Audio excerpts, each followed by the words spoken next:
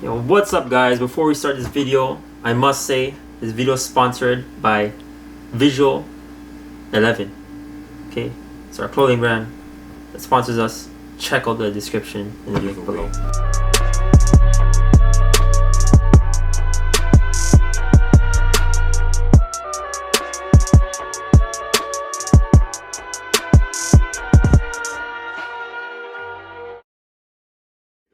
So without further ado, yo, it's non-meta Mandem back at you again. It's Kevin here, this time with a new deck profile. Okay, we got some Jamal Spice that I just tested out. It's a Brawly leader, OG Brawly. Okay, all the way from set 1, making a comeback, and we're gonna get right into it. We'll put up a deck list this time towards the end of the video, so you guys have that. And we are just gonna show you guys the spice that's in this deck. Okay, so obviously we are starting off with the one drop Brawlies. These help you to look at the top 7 cards of your deck and pick up Brawly added to your hand. So it's mandatory that you run 4 of these.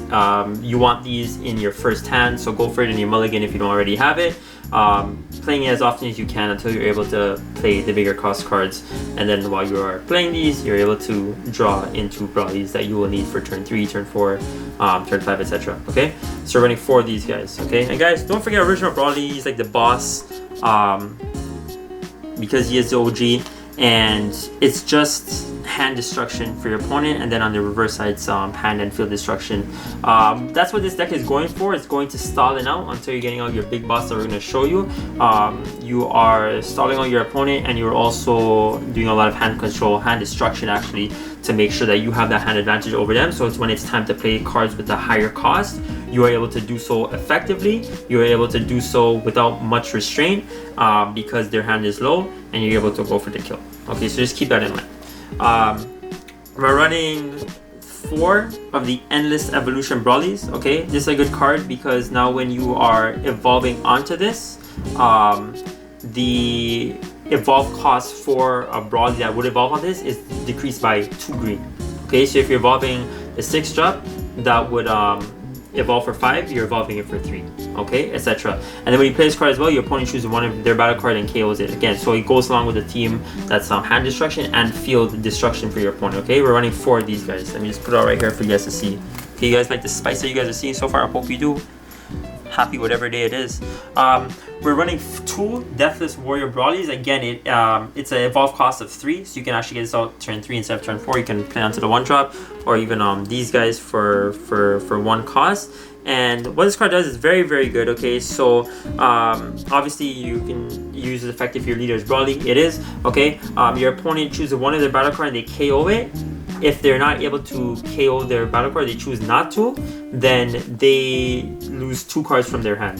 So basically, if opponent has no battle cards on their field, they're automatically losing 2 cards from their hand because they're not able to meet their requirements to save their hand. Okay, so this is like a multi kind of card, multi effect card, because you're either doing field destruction or you're doing hand destruction. Either one of those is amazing. Okay. Here's the big bad. We're gonna get right to the big bad right now for the deck. We're running 4 of these guys, the ISRs. Very, very good card. If you have Brawly's Ring on your field, which we'll get to soon, you can play this card for 4 energy by putting Brawly's Ring in your drop area. And then when you play this card, you can choose 1 Brawly card of 7 cost from your hand and play it. Okay, and this is the Brawly that's 7 cost. So these 2 are going hand in hand. Ideally, you want to play this card from this card, but again, it evolves for 5, and because you have cards that decrease the evolve cost, you can also play earlier. But the reason why I say ideally you play it after this card, after the 8 drop, is because you're able to maximize your energy. You're able to get 2 cards for the price of 4 energy, guys. That's amazing. Okay, this card doesn't have double strike, it doesn't have critical or anything like that, but you are able to get out a critical, the 7 drop critical, onto your field. At the same time too, if you are playing this card by using Brawly's Ring, you're able to choose 1 or 2 cards in your life and add to your hand, so you're able to get a bit more hand advantage, and you're also able to awaken because your opponent might be keeping you above 5 life, so you don't awaken. and you're also not tapping 2 energy, so you can awaken a bit earlier on your terms, on your turn, and draw those 2 cards before your opponent pressures you. Okay, and then obviously going to 7 drop. The 7 drop's amazing because if you attack and your opponent has 3 or less life, you can switch this card back to active mode with burst 5. There's 2 effects that you can use for burst 5 when you attack. That's one of them. And then the second effect it has if your opponent has 4 or more life, I believe they choose 1 card and they place it in their drop area. Okay, so hold on, what the heck? Yeah, so they choose 1 card from their hand and you place it in their drop area, so they reveal their hand. So now you're getting knowledge of their hand and again hand destruction. Okay, so my bad on that. So very good engine. I know a lot of people are running it, but it just goes so well with the OG Brawly. Okay, because now when we pull out Brawly's Ring, we're gonna run 4 of these guys because it just helps us to play the 8 drop. And this also ideally we kind of want turn 1 or in your mulligan with the 1 drop Brawlies. This is preventing you from losing cards from your field. It's preventing you from losing cards from your hand. Okay, so if you have this out turn 1, you're able to swing with Brawly when you're able to attack, and then your opponent will dish a card from their hand because his effect you won't because of Brawly's Ring. Okay.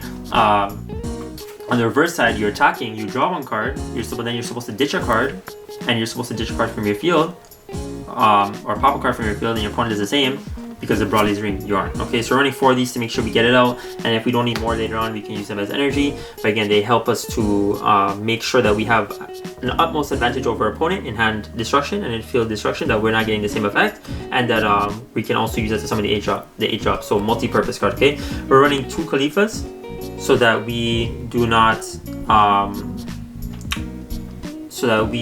have to destroy our own cards by Brawly's skill.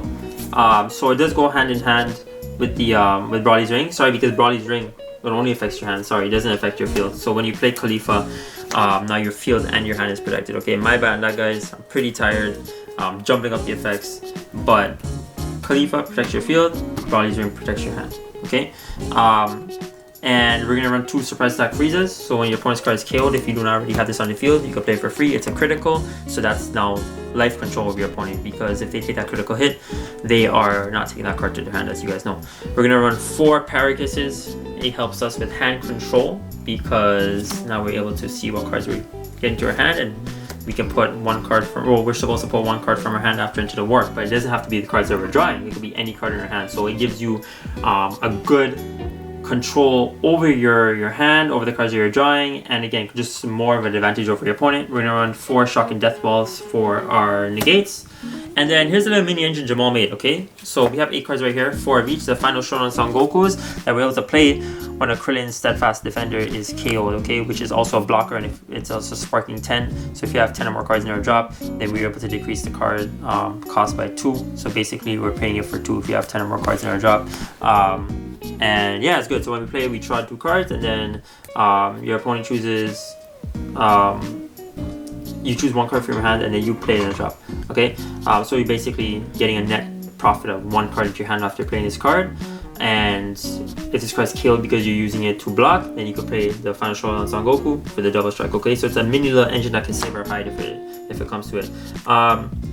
We're running 2 focus breakthroughs. Okay, so if you're at 4 or less life, basically the opponent's card being played is played in their drop area if its cost is 3 or less. Okay, so it's a counterplay.